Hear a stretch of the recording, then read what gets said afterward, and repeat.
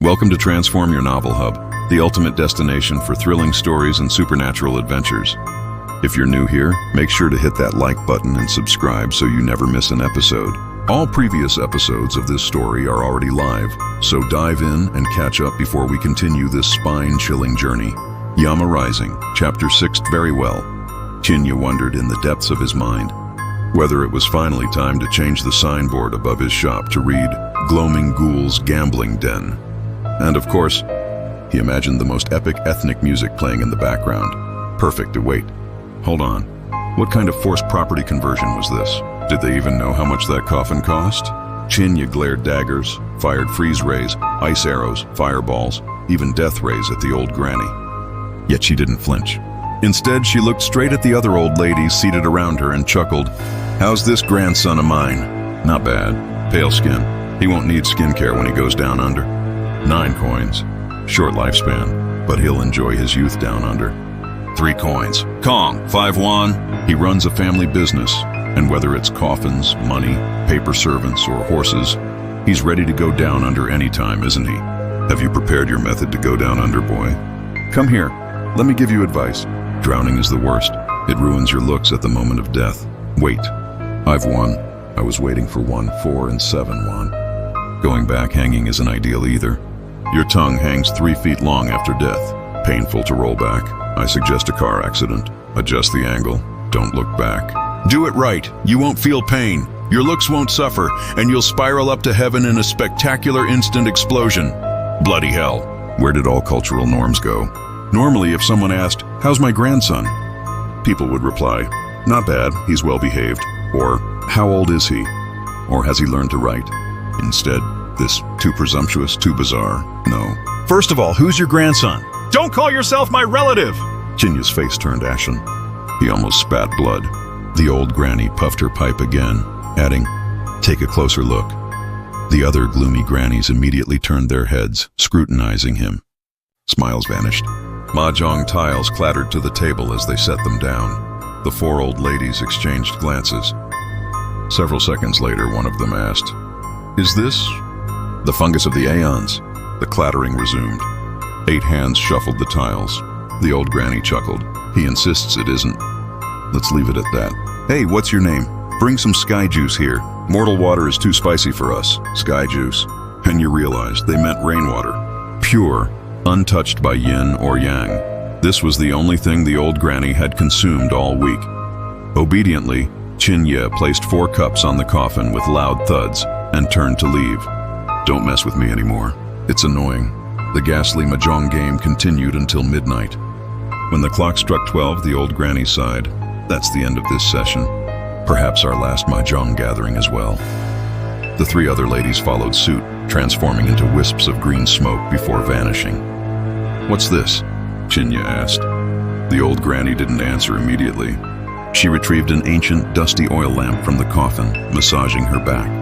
"The 5 wealth-generating ghosts.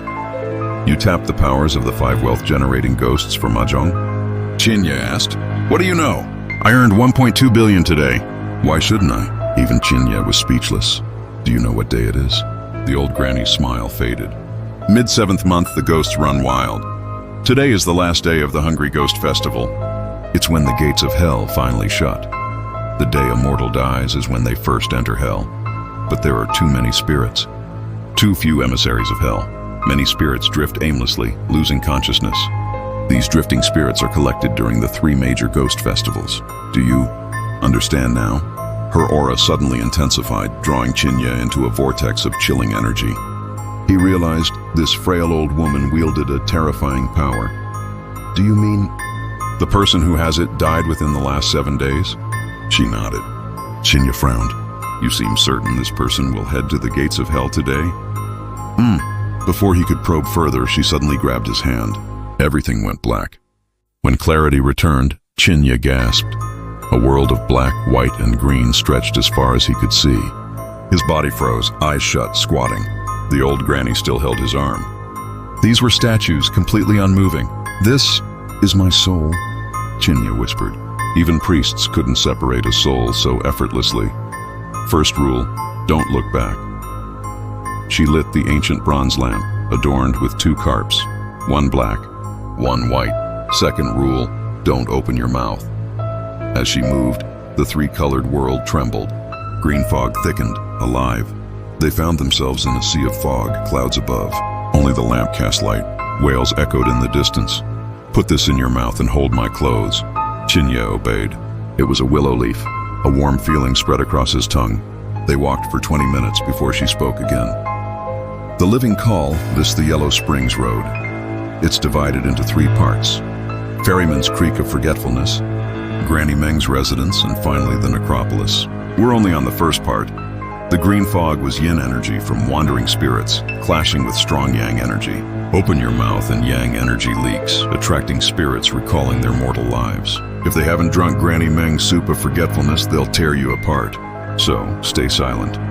Qin Ye realized the endless sea of yin energy was generated by hell itself. Tonight the gates would close, and countless drifting spirits would converge. A ghastly sigh echoed. Don't look back. Echoing worms live here. Answer them, and you'll converse for 1,000 centuries, losing your chance to reincarnate. Qin Ye tugged on her sleeves. She chuckled.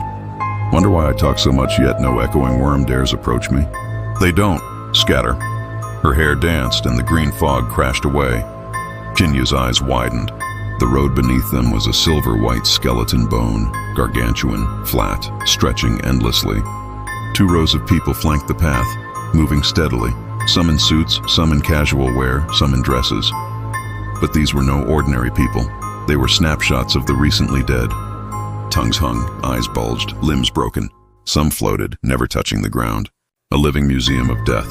The gates of hell had closed. Pale spirits trudged beside Qin Ye, who gasped. Hundreds, thousands, tens of thousands froze, heads turning in unison. Greed, confusion, regret flashed in their eyes.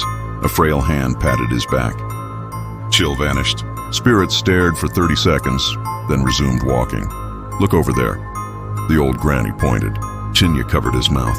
In the distance, a dark hill loomed, glowing with green yin energy. 2 burning green eyes flickered. Countless living spirits hung from its body. This was an echoing worm and its human pupae. If you enjoyed this chapter, don't forget to like, comment, and subscribe. Stay tuned for the next episode. The story only gets darker and more thrilling from here.